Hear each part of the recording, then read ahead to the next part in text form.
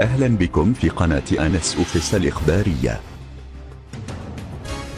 في جديد قضية الفنان المغربي سعد المجرد، وبعد حوالي شهر على اعتقاله بفرنسا بتهمة اغتصاب فتاة فرنسية، أكدت مصادر جد مطلعة من باريس أن المشتكية لورا دريول قد توصلت باستدعاء من طرف مكتب محاميها بهدف الحضور إلى قصر العدالة ومواجهة الفنان المغربي.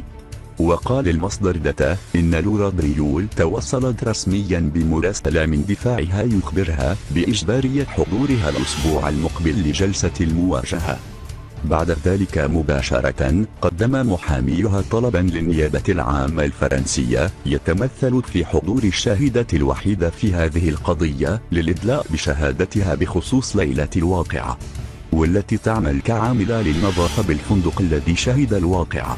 وكشف المصدر أن هذا الأسبوع قد يعرف انفراجا أو منعرجا خطيرا في قضية سعد المجرد، خصوصا بعد استدعاء عاملة النظافة والتي يسمونها بالشاهدة الوحيدة، بالرغم من تواجد شهود متورطين في المؤامرة وعلى دفاع سعد المجرد استدعائهم.